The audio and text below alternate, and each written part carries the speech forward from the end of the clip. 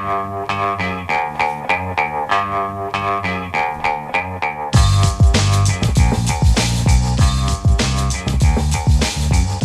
Lehrer on WNYC, and now that we've spent our first 45 minutes talking about the fate of the whole world, or so it seems, let's talk about the fate of restaurants and other businesses in New York City under Mayor Mamdani. It's no secret that many New York City small businesses are struggling. Owners are dealing with rising costs of commercial rent, insurance, inventory, plus the bureaucratic maze of applications, permits, licenses, inspections, fees, the list goes on. So last week, the new mayor took a first step toward easing the burden on New York City's small businesses, as he sees them, with an executive order aimed at cutting excess fines and fees. And let's talk about that with Andrew Rigie, Executive Director of the New York City Hospitality Alliance. Generally, he represents the restaurant industry, but also businesses beyond that. Andrew, welcome back to WNYC. Hey, Brian. Thanks for having me on. You want to just set that context for our listeners? The New York City Hospitality Alliance represents... Yeah, so we represent thousands of restaurants, bars, and nightclubs across the 5 boroughs, from your small neighborhood cafe, your diner, to 4-star restaurants, and everything in between, as well as, pubs and nightclubs. So much of the not only kind of economic impact of the city, but also that, social and creative sector as well. Can I ask you how Mayor Adams did with respect to the interests of your members? He certainly touted himself as a small business guy. Absolutely. Mayor Adams did a lot of good work for the city's restaurant and nightlife industry, supporting small businesses, reducing fines. The reality is, though, under Mayor Mamdani, there's still a lot more work to be done. So our past mayor did a great job. Obviously, you could always do more, especially from the small business perspective. But it was nice that he was out there talking about and championing small businesses, because it's, yes, the reforms, but also being a cheerleader for the city and our small business community. Give me one reform that should go down in history as an Eric Adams positive with respect to the hospitality industry or small businesses generally. Well, on nightlife, after we repeal the historically racist cabaret law, as part of City of Yes, a lot of the focus has been on housing, but it also eliminated a lot of the dancing restrictions, which were found in the zoning code. So that was something that is really helpful and will be helpful to ensure people can dance and express themselves in New York City.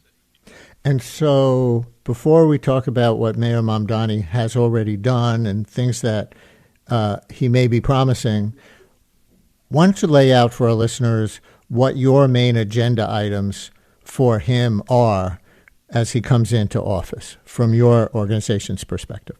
Number one, really establishing a relationship with the city's restaurant and nightlife community and making sure that they are at the policy table talking about the permitting, licensing issues that they struggle with the fines, and really being a voice for the small business community. And there's a long menu of policy ideas to not only reduce regulatory burdens, which we'll discuss, but also enact policies that uplift these small businesses, uplift the workers, to make sure that New York City is a small business friendly city. For far too long, small businesses have felt like they're the city's personal ATM, or they are overregulated. So I think he has a good opportunity right now, working with the small business community to make that happen. But it's going to take a lot of work and a real focus and dedication to regulatory reform, because it doesn't just happen easily.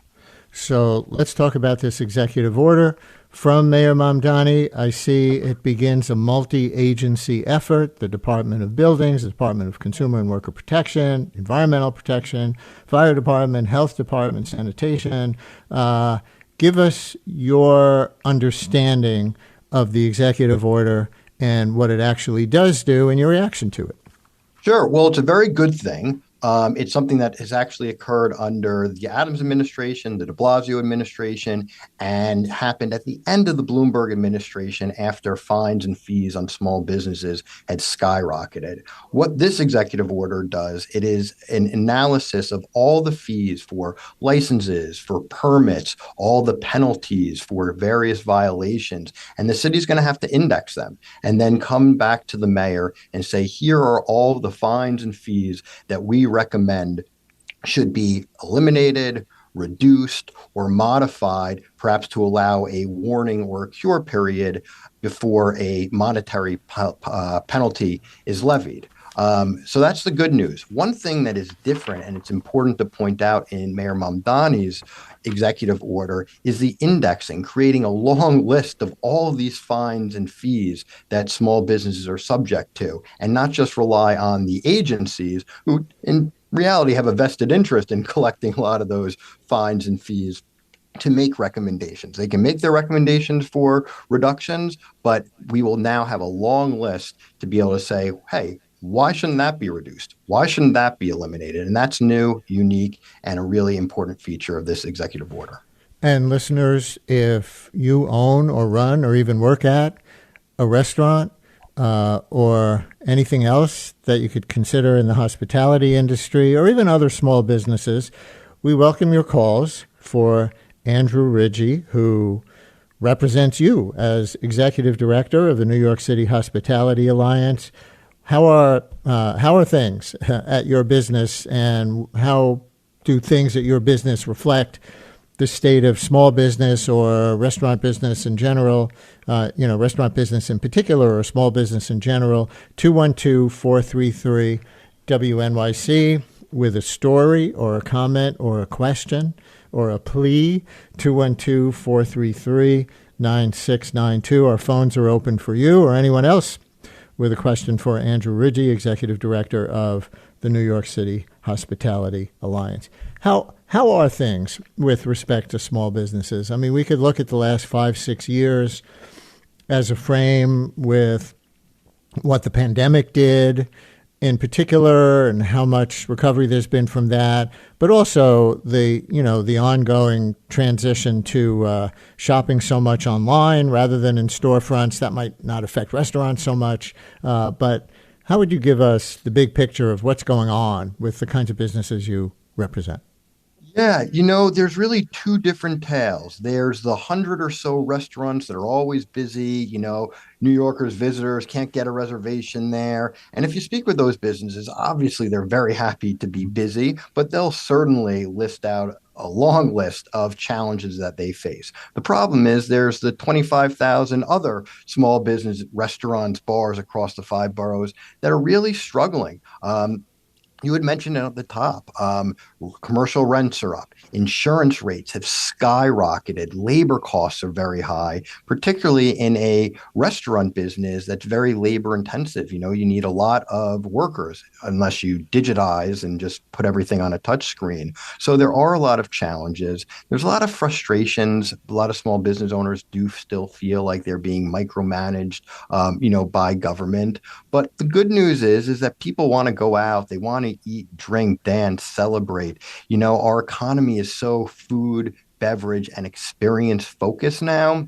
And I think that provides a lot of opportunities. And although it's very difficult to open up a new restaurant for the permitting, licensing, and all the expenses that go along with that, these are small business owners, they're entrepreneurs, people from around the globe, and this is their dream, and it's kind of in their DNA. So they're working to persevere. And I think we have a great opportunity now with our new mayor, new speaker of the city council, Julie Menon. She owned a cafe, which she lost after 9/11, and she's done a lot of work to help uplift these small businesses as well. So I think it's going to be a balance and a focus on helping reduce regulatory burdens, which there are a lot of good programs offered through the New York City Department of Small Business Services, but making sure that all these business owners know about them is going to be critical. And like I said, just making sure that for both the mayor and the city council, small business issues is a pillar of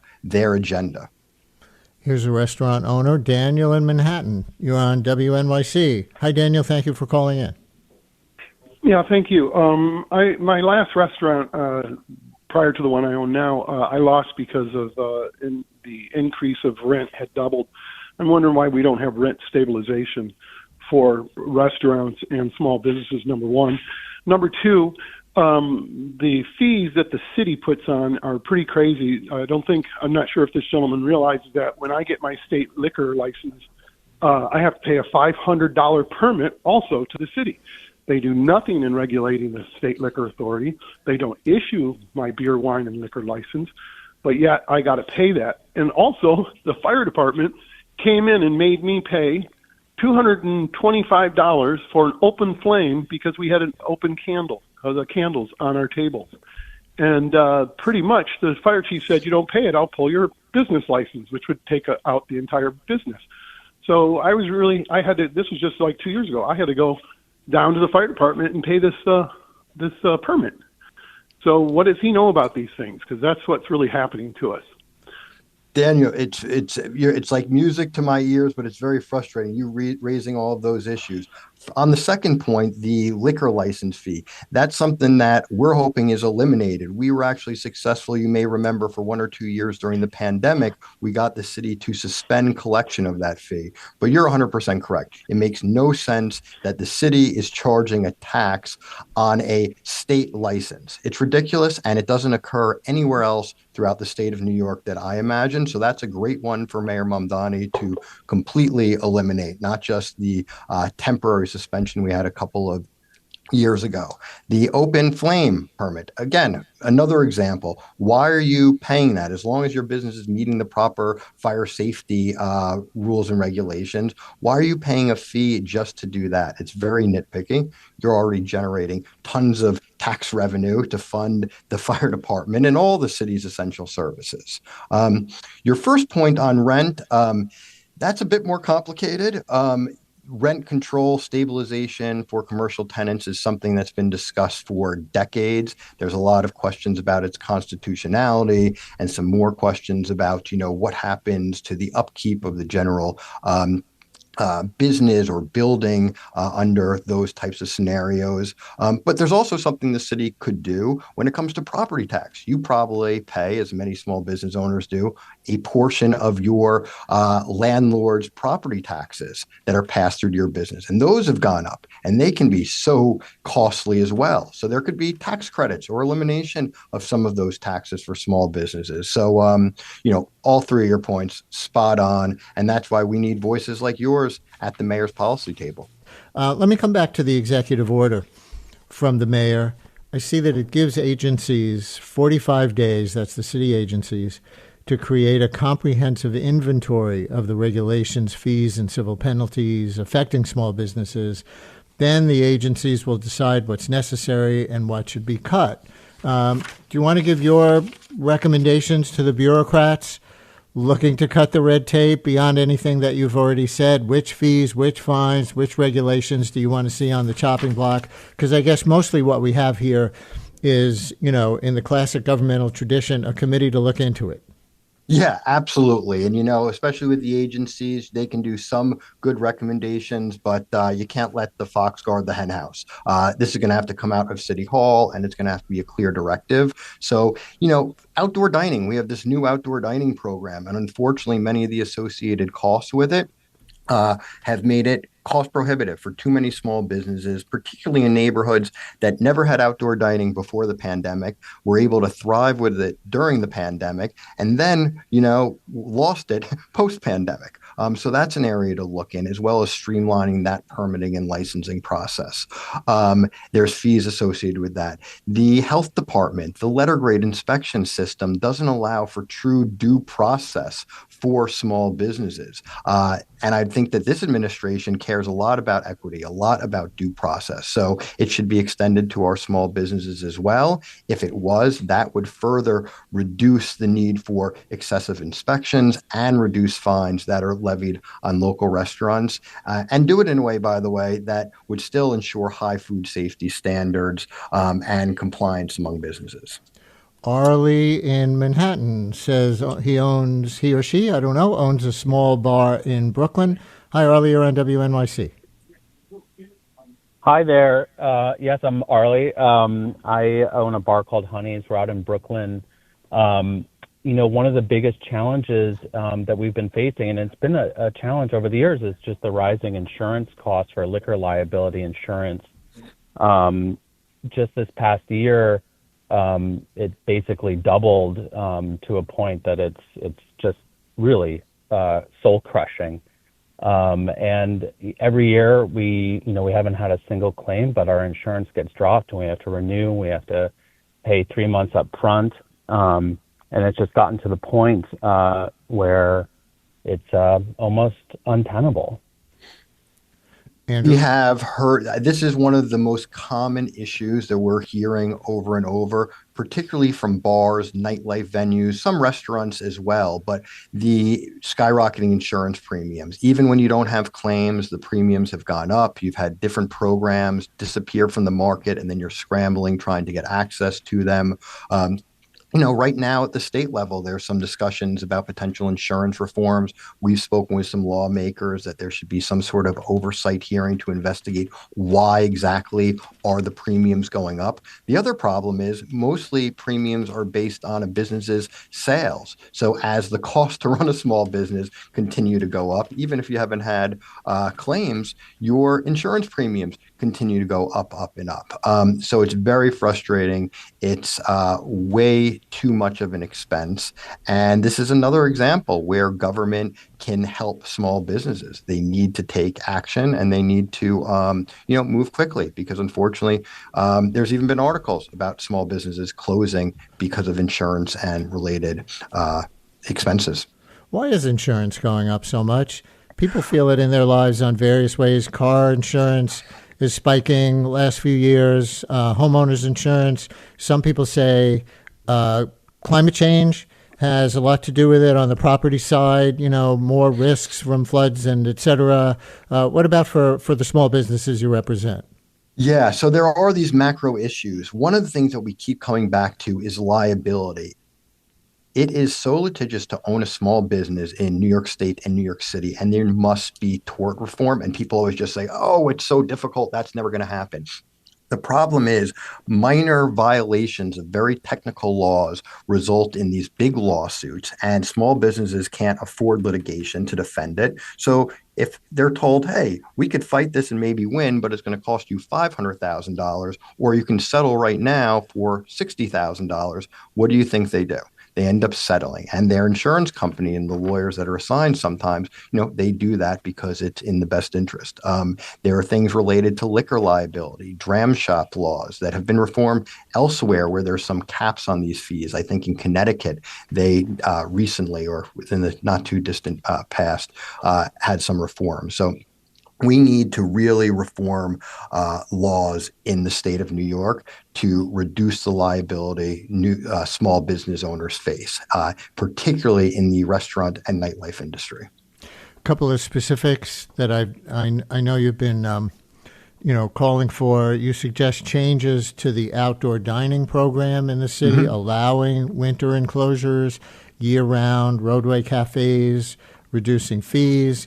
A lot of New Yorkers were happy to see the outdoor dining sheds have to go down for the winter months. A lot of New Yorkers were not. You also called for repealing the New York City-only liquor license surcharge and the commercial rent tax on storefront businesses. Take me through one of those. How about the winter outdoor dining structures, which are so controversial?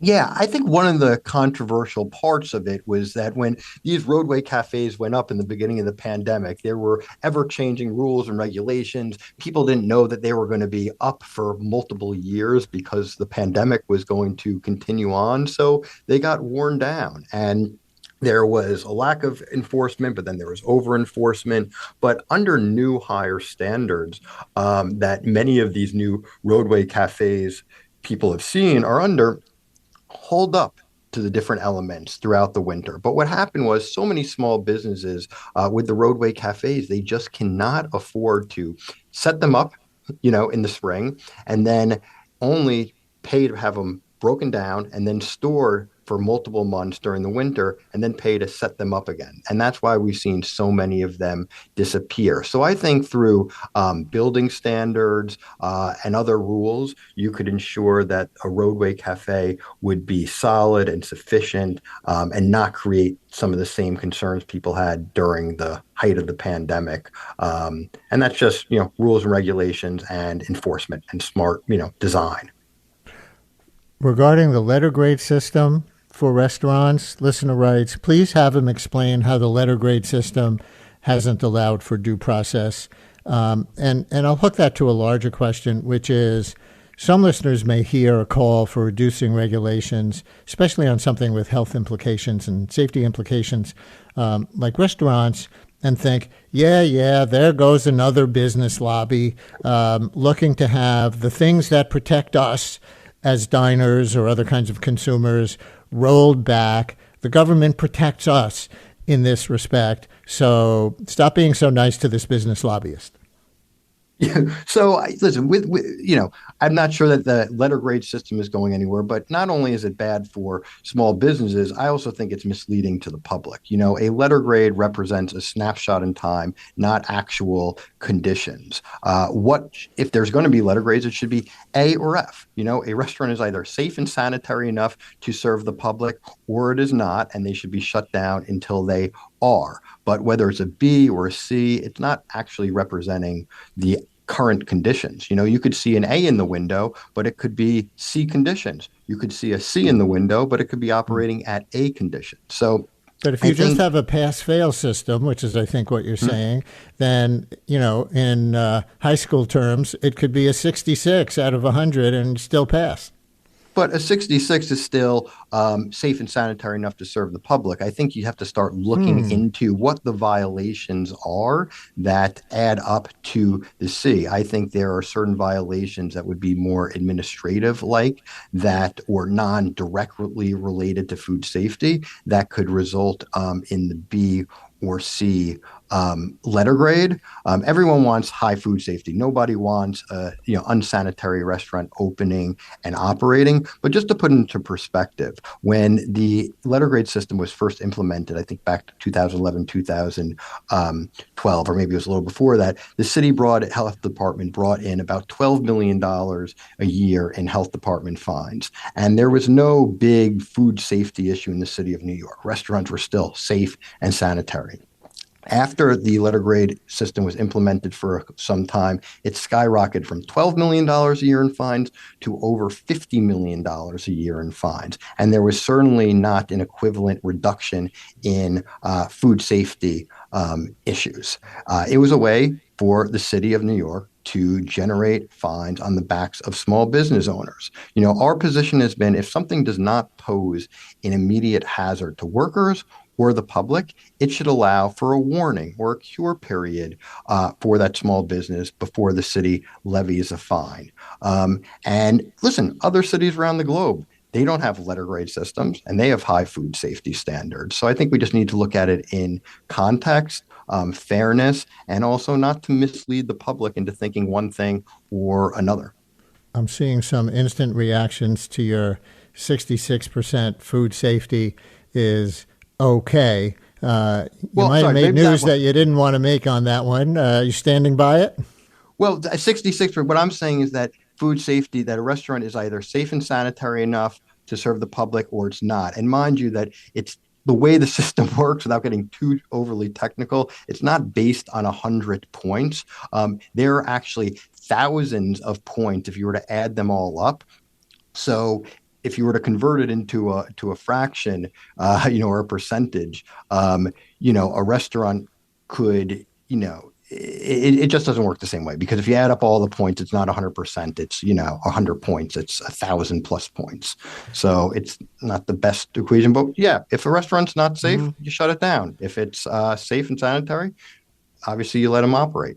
I know you got to go. Last thing, you wrote that Mayor Mamdani should ensure hospitality has, quote, a permanent seat at his table. Real quick, what would that look like?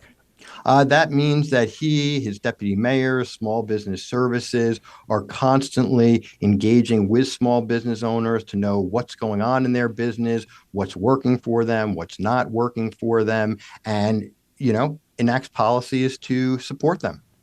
Both when he agrees with them and even if he disagrees with them, they should be heard and their issues should be considered. Andrew Rigie, Executive Director of the New York City Hospitality Alliance. Thanks so much for joining us. Great to have you on the show again. Thanks, Brian.